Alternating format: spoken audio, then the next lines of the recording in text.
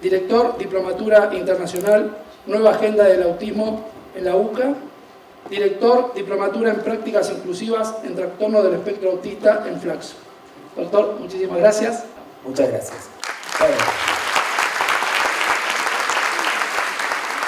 Bueno, muy buenos días. Antes que nada, agradecer muchísimo a TGD Padres TEA por la invitación para compartir este momento, y también a todos mis colegas, a todas las familias, a todos los que se acercan y que están comprometidos con el tema. La idea era, de una manera breve, introducir una cuestión que nos parece clave, que tiene que ver justamente con la comprensión del autismo desde el desarrollo. Y la comprensión del autismo desde el desarrollo supone tratar, como vamos a ir viendo en esta breve charla, yo diría, que el árbol no nos tape el bosque, ¿no? Y esto lo vamos a ir retomando, pero la idea sería que el árbol no tape el bosque, ¿no? Y tiene que ver justamente con el propio video que ustedes hicieron, excelente video que ustedes presentaron al inicio. Y en ese sentido nosotros estamos trabajando. ¿Alguien sabe música? ¿Alguien conoce esto? Esto se llama coda. Es un... Paola es música, es cantante, ¿no? O sea, yo no tengo idea, pero lo encontré y dije, me puede servir. Esto se llama coda. Y la coda, esta es una notación musical, así como la clave de sol, o como, yo qué sé, una corchea, o como... Es una notación. Y a mí me sirve como una ayuda a memoria para este tema que estamos planteando de que el árbol no nos tape el bosque. ¿Por qué ayuda a memoria? Porque se me ocurre, cuando nosotros hablamos de coda, coda es una notación musical, en general se usa para repetir un estribillo, o para una última parte de una canción, o para volver con un leitmotiv en una canción. Pero también me pareció interesante que la palabra coda, además, se usa en el ámbito de la carpintería. Y la coda es como una especie de prisma triangular para unir tablones o para unir maderas. Es decir, que se usa como apoyo, como soporte para. Entonces me gustó esa idea, porque a mí me sirve como una ayuda a memoria.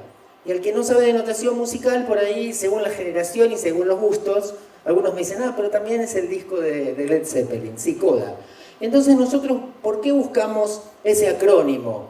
Porque queremos tener en cuenta un enfoque comprensivo del autismo que exceda el tema de las meras etiquetas, sino que nos ayude de alguna manera a no perder de vista la película, no quedarnos con la foto, no perder de vista la película. Si estamos hablando de desarrollo, el desarrollo es una película. El desarrollo es movimiento, el desarrollo es dinámico. Entonces, ojo con quedarnos con la foto, porque a veces es algo así como dejar de lado los posibles cambios que puede haber en esa película. Insistimos, ¿coda qué significa? Coda lo usamos simplemente como una clave, como una llave, como una especie de password. ¿Para qué?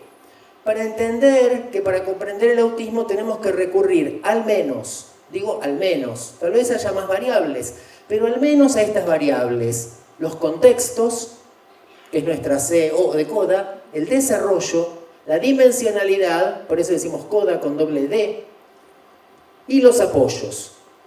Es decir, consideramos que estas son ideas clave, que son variables importantes para poder tener una comprensión del autismo que nos sirva para tener mejores planificaciones y diseños de apoyos. En la medida en que puedo comprender el desarrollo, la dimensionalidad, justamente los contextos, voy a poder tener mejor diseño de apoyos.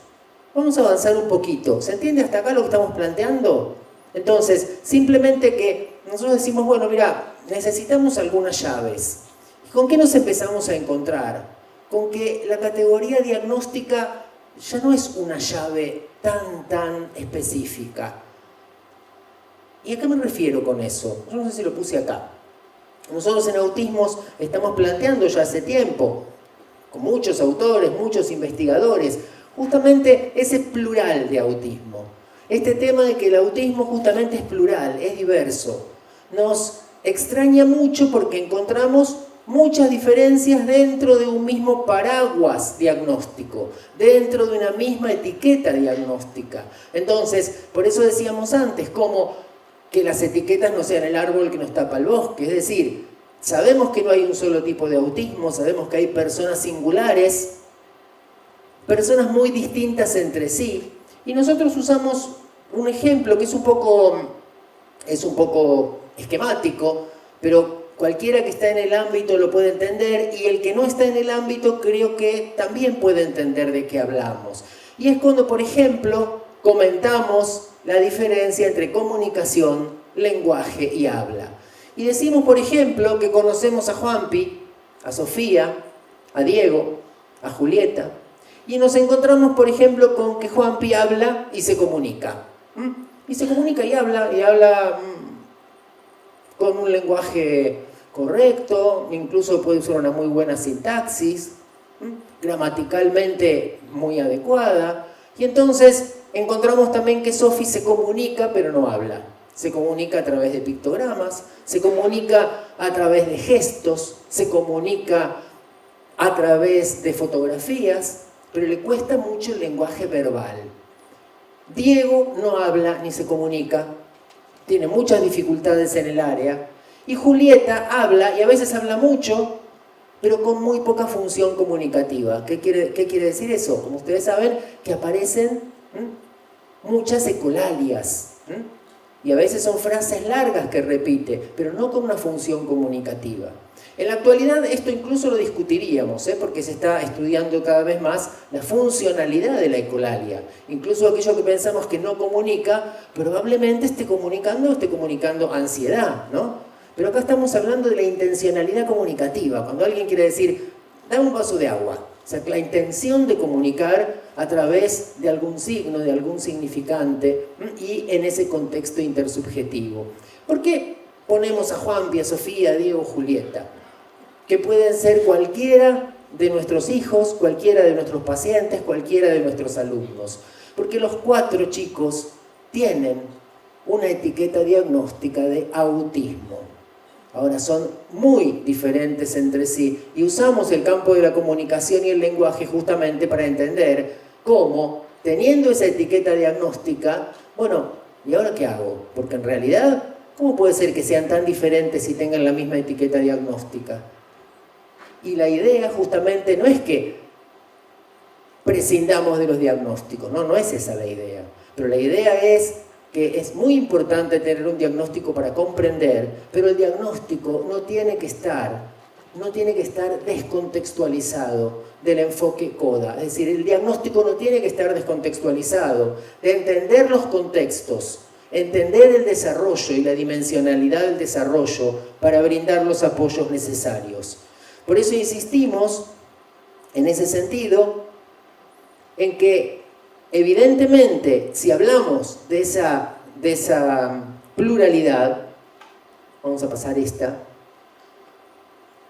podemos, como se planteaba recién, discutir la terminología en función de esa complejidad, en función de esa pluralidad. Entonces, hablamos de trastorno, hablamos de forma de ser, hablamos de una condición, hablamos como nos sugería Vygotsky. Vygotsky lo decía en los años 30. En los años 30, Lev Vygotsky decía que había formas diversas, vías diversas de desarrollo.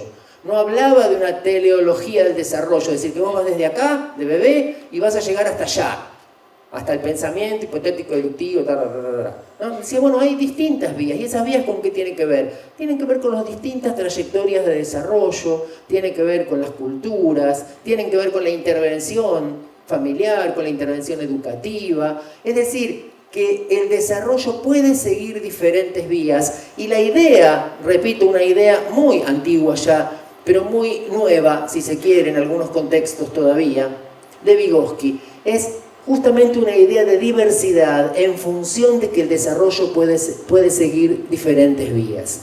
Ahora está de moda hablar de neurodiversidad, Pero esto es lo que estaba diciendo Vygotsky en los años 30, ¿no? Entonces, claro, necesitamos volver a decirnos que todos los cerebros son diferentes, necesitamos volver a decirnos que todas las personas somos diferentes. Bueno, digamos neurodiversidad, hablemos de diferentes vías de desarrollo, y también el planteo de trastorno o expresión de esa diversidad subjetiva, esa condición diferente que no implica justamente una expresión de diversidad.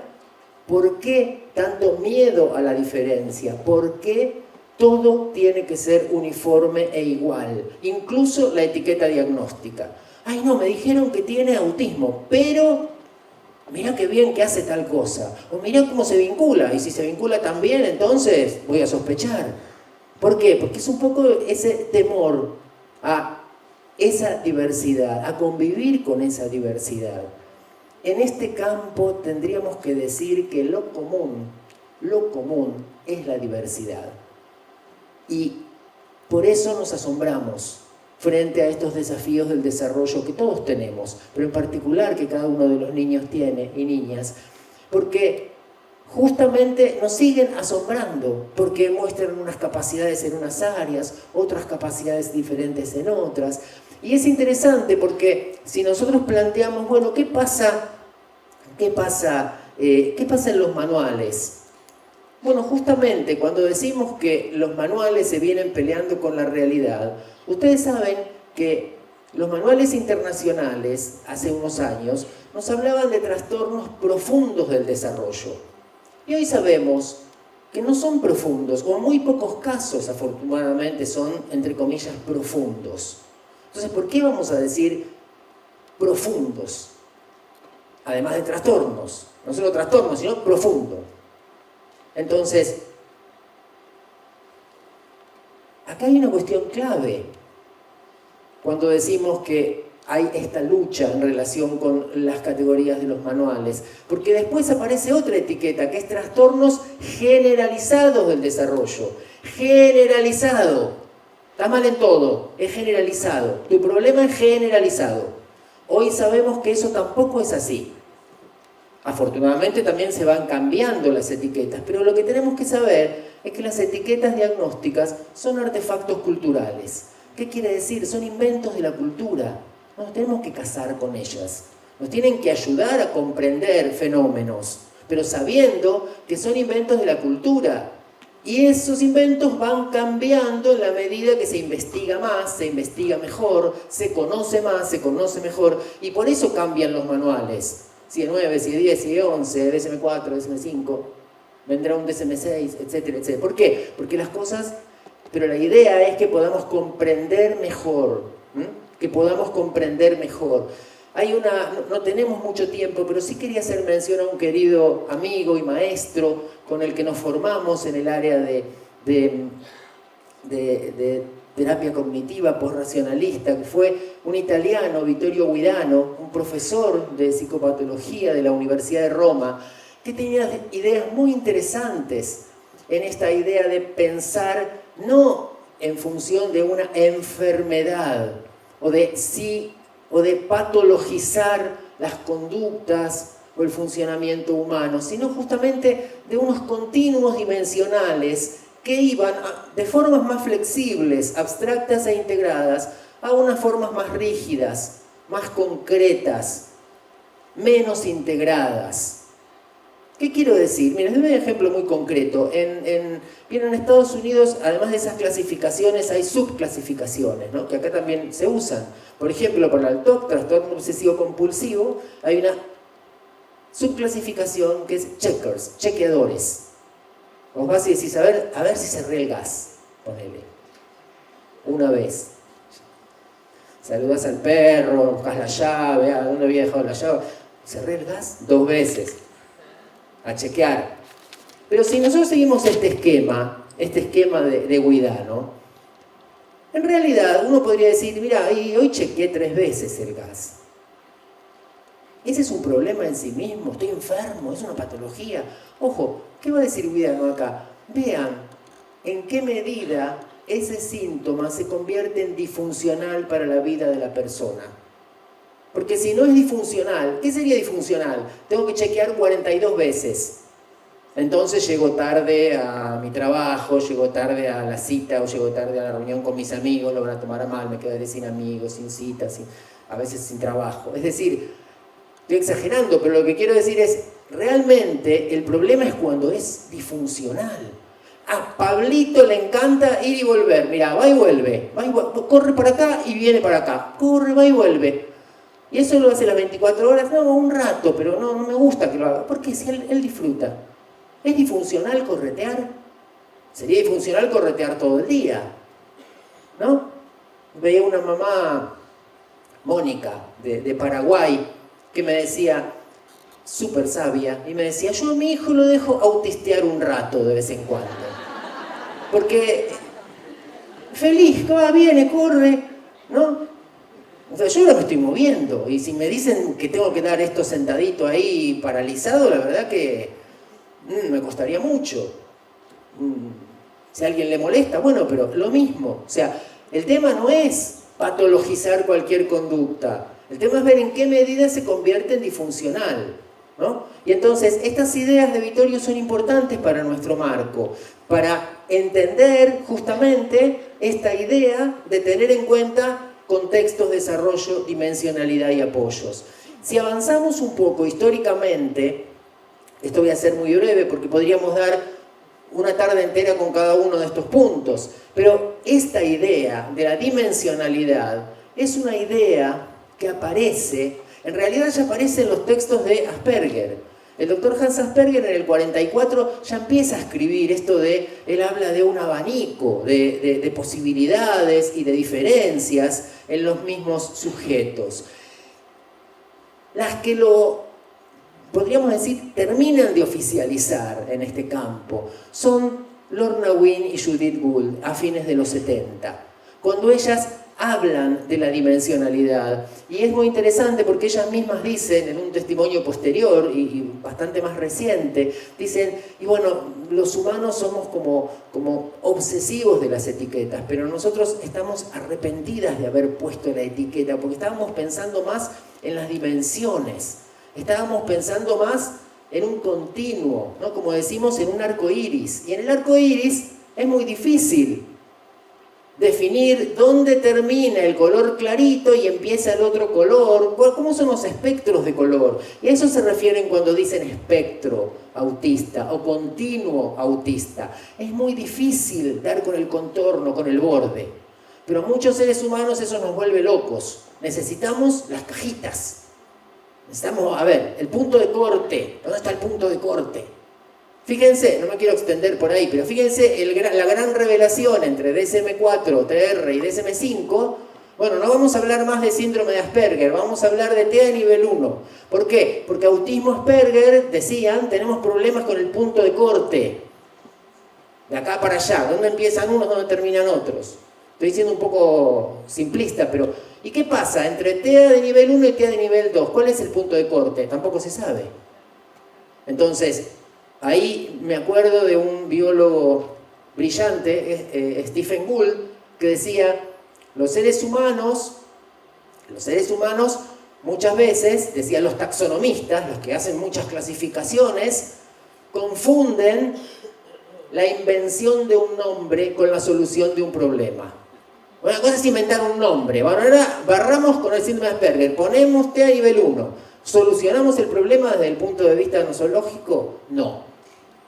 Entonces, digo, estos son detalles, pero es importante tenerlos en cuenta desde una mirada que tiende justamente a comprender procesos, más que a congelar estados. Comprender procesos que son procesos dinámicos. La idea de Ángel Rivière, Ángel en ese sentido un querido maestro, un querido amigo, Ángel Rivière desde la Universidad Autónoma de Madrid, fue director, además de mi tesis de doctorado en Madrid. Ángel en los años 90 planteó justamente esto, el inventario de espectro autista. Y el inventario de espectro autista, si tenemos tiempo, vamos a comentar brevemente, pero justamente lo que trata de hacer es tener en cuenta en el desarrollo, de 12 dimensiones del desarrollo, tener en cuenta justamente esa dimensionalidad, es decir, que no es todo nada, no es habla o no habla, o no es se comunica o no se comunica. Entonces, lo que él hace con el IDEA, que no es un test psicométrico, sino que es una evaluación cualitativa del desarrollo, justamente es tratar de comprender. ¿Para qué? Para poder brindar mejores apoyos. Lo mismo en el lado nuevo, después del lado G, en el lado 2, Lordi y colaboradores, lo que tratan de plantear justamente es una perspectiva también dimensional. Y entonces cada una de las áreas me está mostrando dimensiones. Se comunica, por ejemplo, señalando, señala y coordina el señalar con el mirar, coordina el señalar con el mirar, con la vocalización. Es decir, que cualitativamente lo que trata de poner ahí es, bueno, una dimensión, no es que lo tiene o no lo tiene, lo hace o no lo hace, no es on-off, sino que son procesos. Y muchos tratan de captar esos procesos. El DSM-5, con todas las discusiones que puede haber, también ha hecho un cambio entre un sistema de clasificación categorial a un sistema dimensional. Aunque sigue habiendo ahí categorías, pero en definitiva lo que trata de ponderar justamente es entender las dimensiones del desarrollo. También tenemos ese ejemplo en distintos programas. En uno de los programas, por ejemplo, de intervención, como el programa de intervención temprana de Denver, de Roger C. Dawson, también está esa mirada desde el desarrollo y las dimensiones del desarrollo. O el programa CERTS. Es decir, que hay varios programas que están trabajando sobre justamente el desarrollo y las dimensiones del desarrollo. Y en ese sentido, si vamos a contextos, desarrollo, dimensionalidad y apoyos, simplemente plantear algunas cuestiones que nos parecen importantes. Yo diría que son como apuntes borradores para tener en cuenta este enfoque. El primero es el de contextos. Ahí a mí me gusta mucho este chiste que muchos conocen, que es el de Tute, que le dice el médico, ¿dónde le duele? Y el tipo le dice, en casa, ¿no? Porque lo que uno espera en general es que el problema o el dolor esté localizado. ¿Localizado dónde? En el tipo, ahí, en el paciente. Está adentro de él, está encarnado. Y sin embargo, lo que está diciendo este paciente es otra cosa. Es un dolor, podemos decir, encarnado pero distribuido. Quiere decir que su problema lo tiene en relación con un contexto, no es meramente que le duele algo que está en él. Y esto nos hace pensar en la idea de contexto. En general, tratamos al contexto como si fuera algo fijo, como si fuera un entorno físico y nada más. ¿Me siguen? Y entonces lo que queremos plantear es una idea de contexto que sea una idea dinámica, desde esta idea de contextos amigables, contextos cálidos, jugar de local o de visitante, descentrar la mirada de la perspectiva individual o reduccionista, de decir, bueno, es el sujeto el que tiene el problema, ¿no? Es Lucas el que tiene el berrinche. Pero vamos a ver, ¿cuándo tiene Lucas el berrinche? Le preguntas a la mamá. La mamá te dice, con mucho sentido del humor, ¿no? Una vez me decía, esto es un combo, Lucas berrinche, porque está siempre. Y entonces, ¿es siempre? No, la verdad que no es siempre. Lo que pasa es que me están recalcando mucho. Y entonces me dice, en general llega mi hermano y me pasa algo raro, dice, porque Lucas a su tío lo quiere mucho. Pero cuando lo ve al principio, se tira al suelo y grita. Entonces empezamos a ver qué pasaba con eso. Y el tío de Lucas es una persona súper cariñosa, pero también súper expansiva y tiene como una voz de tenor, que es un saludo, ¿no? Entonces, ¿qué veíamos? Claro, ¿no será que esos umbrales sensoriales que... Vamos a ver si el tío lo saluda agitando la mano y con voz un poco más bajita. Y entonces, las cosas cambian. Entonces, ¿qué queremos decir? Cuando estamos hablando de contexto, estamos hablando de un proceso dinámico. Estamos hablando de un entramado. El contexto no es solo lo que está afuera. No es solo lo que rodea al sujeto. El contexto se construye entre el sujeto y otros sujetos, y también los ambientes físicos. Fíjense, acá hay algunas definiciones, no vamos a profundizar, cuestiones que por ahí son muy teóricas, pero yo lo tomo esto de la psicología cultural, o sea, de los neovygotsquianos, como Michael Cole, por ejemplo, o Engström. ¿Y qué dicen? Que el contexto implica el establecimiento de un sistema de relaciones, una trama. Texto quiere decir tejido, contexto es un entretejido. Y entonces, Lucas no es que tenga él en alguna parte de su cuerpo inscripto el berrinche, como si fuera un microchip de berrinche. No, es que de repente, cuando gritan mucho, nos damos cuenta, su mamá se da cuenta, que cuando hay demasiado grito, eso lo perturba. Y entonces, bueno, si lo leemos desde esta definición de contexto, entendemos, como decía el chiste de Tute, ¿no? ¿Dónde tiene el problema? ¿No? ¿Dónde le duele? Bueno, en casa. Bueno, en este caso, Lucas sería la voz de mi tío, pero no soy yo. Es que la voz de mi tío es insoportable y además tenía razón. Entonces, claro, si lo vemos desde esta particular mirada, leía, no sé si muchos de ustedes deben conocer Hilde de Klerk, los trabajos que tiene sobre todo sobre su hijo, sobre el autismo en primera persona, donde ella interpreta situaciones en relación con experiencias personales. Y hay algo que ella cuenta que es muy interesante, y es que su hijo Thomas hacía unos berrinches terribles para ir al supermercado, ¿no? Un chico con autismo, sin lenguaje verbal, o con muy poquitas palabras. Entonces ella empieza a usar como lo que llamamos en general objeto de referencia, ¿no? Mostrar, por ejemplo, una bolsa de las compras, que es una bolsa multicolor, y esa bolsa de las compras anticipa que vamos al súper. Y ella lo hace de manera muy intuitiva y muy bien. Y entonces Thomas empieza a ir al súper ya sin berrinches, sin problemas, porque la bolsa de colores es el súper. Y entonces ahí, cuando decimos que aquello que entrelaza, ese contexto que es como un entramado, miren este ejemplo que me pareció muy gráfico.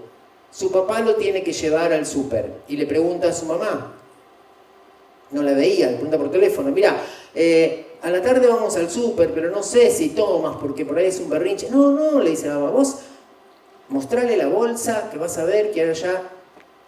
Bueno, ¿cómo resultó? Un desastre. Un desastre. Thomas hizo todos los más floridos, problemas de conducta, pataleo, berrinche, y entonces la mamá sí le pregunta, ¿pero usaste la bolsa? Y el papá le dice, sí, usé la bolsa blanca que estaba colgada en la cocina.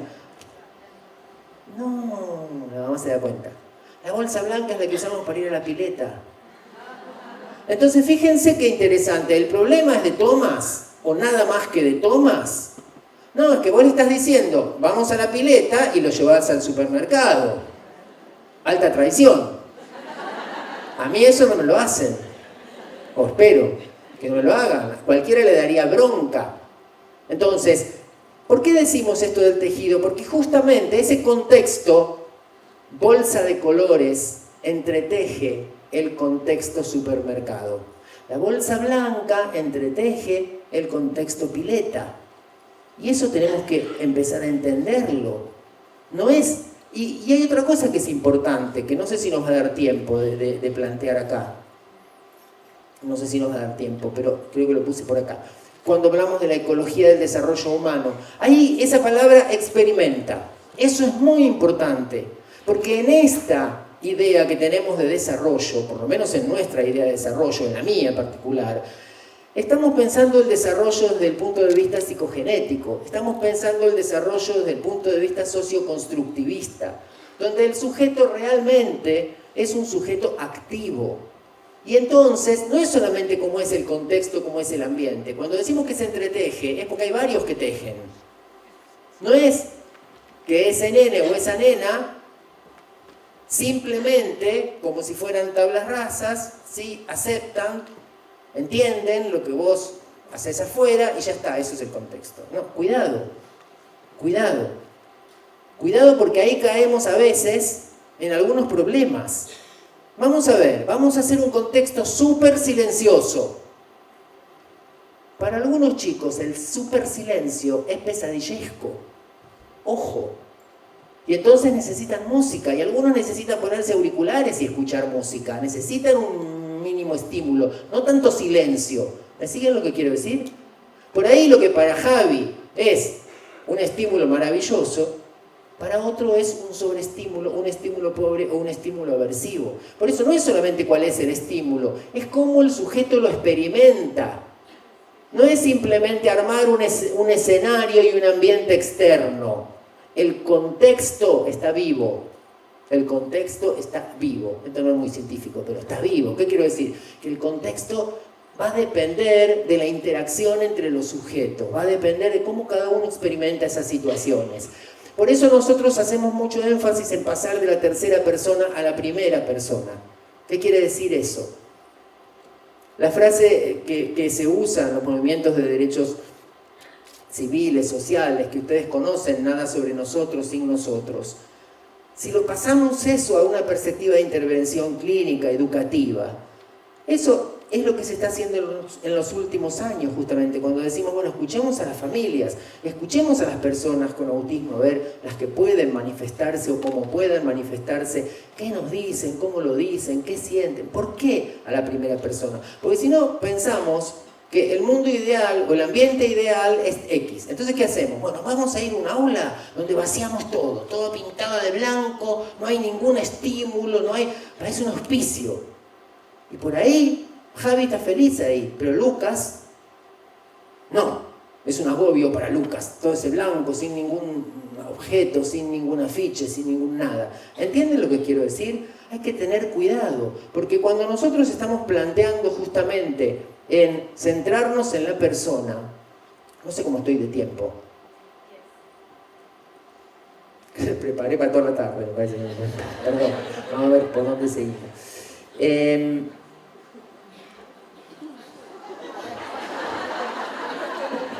Cha.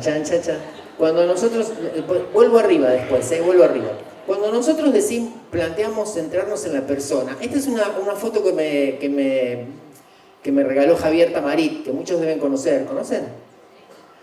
Que justamente esta foto, Javier Tamarit, un querido amigo de España, esta foto, que la primera uno lo usamos mucho en los talleres, con docentes, con terapeutas, sobre todo con docentes, para trabajar el tema de la intervención centrada en la persona, planificación centrada en la persona, porque ahí todos ven café, lo hacemos corto, pero cuando miramos acá, ¿ven ahí?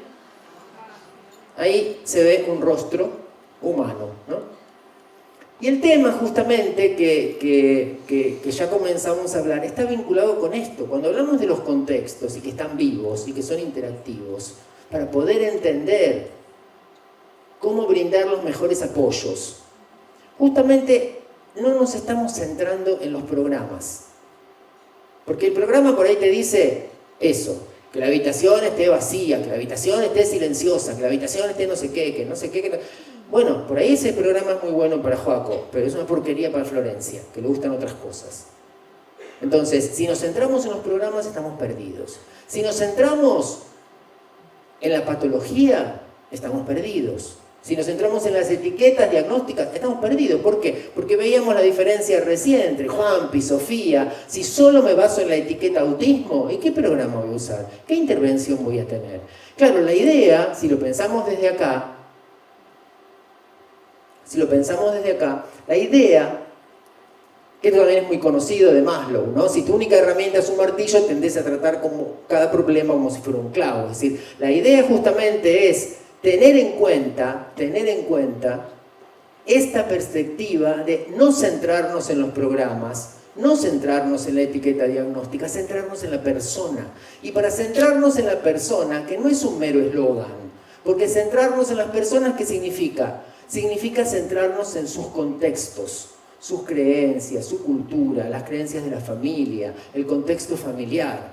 Ahí hablaba de ecología de los sistemas humanos, no tenemos tiempo, pero hay un gran investigador, creo que no suficientemente reconocido, que se llamaba Bronfenbrenner, que justamente fue el que habló de la ecología del sistema humano, del sistema cognitivo, y hablaba justamente de eso, de microsistemas, era una especie de muñecas rusas interconectadas, de microsistemas, el bebé, por ejemplo, o la familia, pero también de mesosistemas, macrosistemas.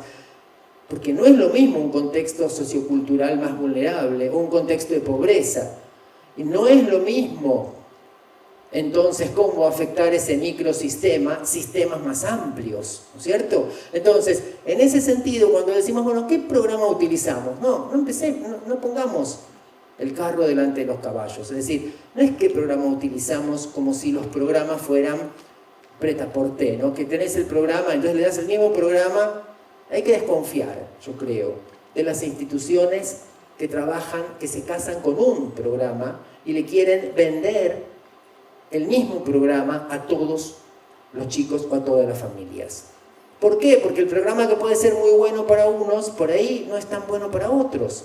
Y yo puedo decir, mira, en el caso de Florencia, ¿cómo podemos definir la intervención? La podemos definir en virtud de haber estudiado, de haber entendido sus contextos, sus gustos, sus intereses, sus umbrales sensoriales, sus relaciones con la familia, los horarios de la familia, la cultura familiar, los niveles de desarrollo en las distintas áreas, en la comunicación y el lenguaje, en la interacción social, en la simbolización, en el juego, en la flexibilidad. Teniendo en cuenta esa perspectiva dimensional, y recién ahí voy a poder tener en claro cuáles son los apoyos. Ese es un librito ya bastante antiguo, pero que sigue estando vigente, que es gratuito, que es Planificación centrada en la persona. Es un documento que había hecho FEAPS. Se baja gratuitamente a internet, Planificación centrada en la persona. Y hay otro documento muy bonito también, y creo que está vinculado con esta idea, que no es que ellos lo digan, pero creo que tiene que ver con esta idea de la ecología del desarrollo. Hay uno que se llama Planificación centrada en la familia.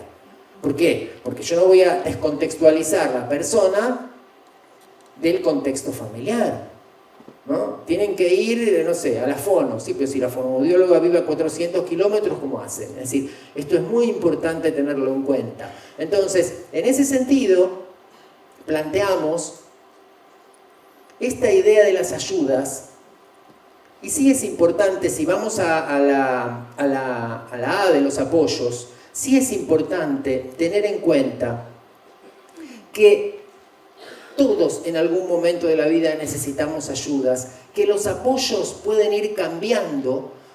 Algunos de ustedes saben que hay incluso distintos manuales sobre sistemas de apoyos, pero la idea justamente de los apoyos es que el cambio de los apoyos implica que el apoyo es un andamiaje, es decir, que esas ayudas se utilizan como herramientas para disminuir barreras.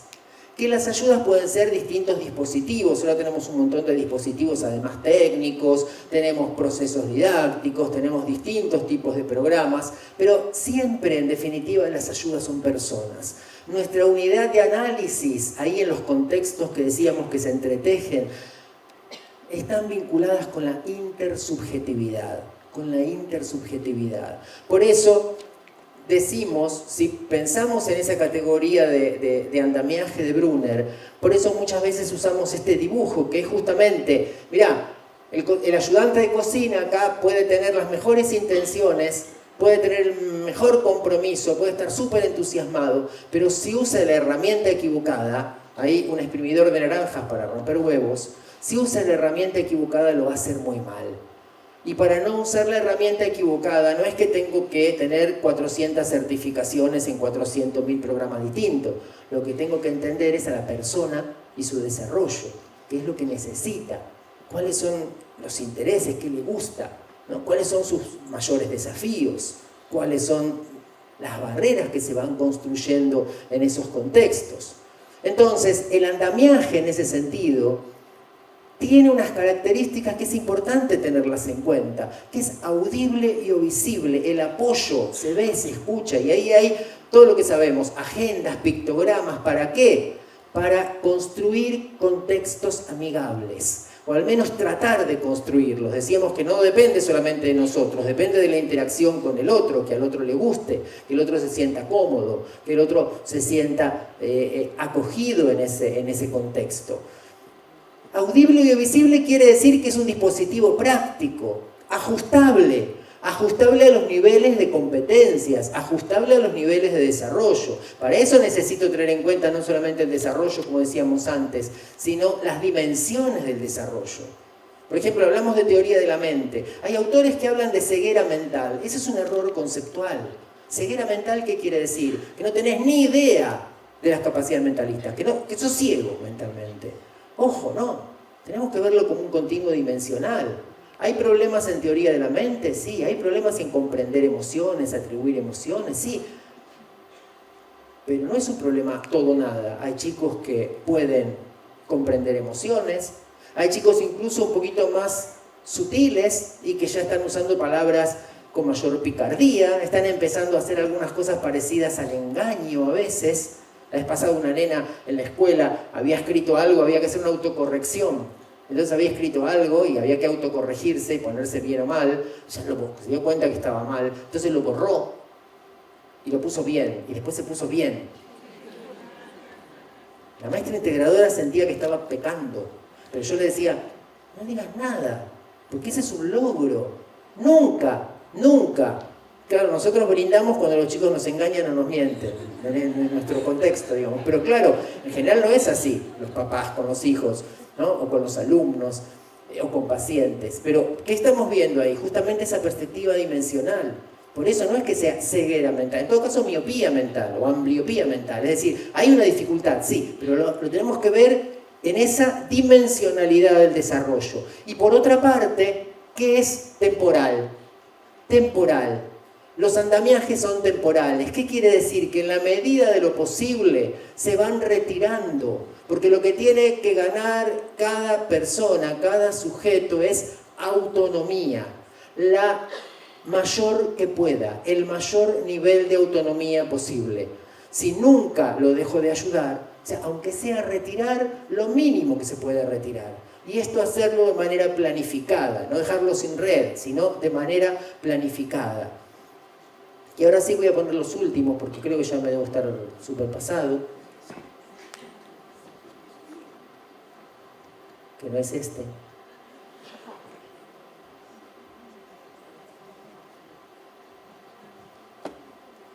Justamente si hablamos de autonomía o autodeterminación, simplemente plantear que por más objetivos de aquí a ahora y para pasado mañana que tengamos, siempre nuestros objetivos de trabajo en relación con los apoyos tienen que pensar en el futuro. En el futuro que tiene que ver con autonomía, autodeterminación, autovalimiento. Cuando se habla de bienestar y calidad de vida en los manuales hay un montón de definiciones muy bonitas, pero nosotros insistimos en que calidad de vida implica participación en la mayor cantidad de contextos posibles. Cuanto más contextos de inclusión, mejor calidad de vida. No voy a ir con mi hijo ya al cumpleaños de la prima porque la última vez se metió bajo la mesa y gritó, entonces no vamos a los cumpleaños. No voy a ir al restaurante o al McDonald's porque le robó comida al de al lado. Ya a la escuela no, si la última vez hizo un escándalo en la escuela, casi le pega a la maestra. Al final, entonces, yo en Ayudas para Aprender pongo casa tomada, ¿no? Como decir, bueno, ya tenemos la casa tomada, encerrémoslo en una habitación. No es la idea. La idea es que puede estar en la escuela, puede estar en el restaurante, puede estar en el cumpleaños, pero necesita apoyos. No lo dejemos librado a su suerte. Necesita apoyos para poder ser incluido en distintos contextos. Y en ese sentido, sí tengamos en cuenta que esos apoyos justamente son fundamentales en relación con el trabajo en equipo. El trabajo con las familias, no para la familia, no para el sujeto, con cada una de las personas, con cada una de las familias. Y esta idea de que cuando nos unimos, nadie se cae. Y con esto termino, de nuevo, apelando a Tute, porque una de las peores barreras, como decían en la introducción, una de las peores barreras es la ignorancia. Y entonces ya no puede ser esa una coartada en la escuela, o incluso en los profesionales. No estamos preparados. ¿Cómo no estamos preparados? Está la convención que hoy veíamos con Alexia. Es decir, este chiste de Tuti a mí me resuena por ahí, ¿no? No sé, siento que no estoy preparado para el compromiso. Llevamos 20 años de casados, Raúl. Vamos, o sea, ya está. no podemos ya invocar que no estamos preparados. Tenemos que seguir adelante y tenemos que seguir en encuentros como estos, en el trabajo en las escuelas, en el trabajo en las universidades, en el trabajo en la formación, en el trabajo con las familias, seguir haciendo que todos podamos tomar cada día mayor nivel de conciencia. Gracias, muchísimas gracias.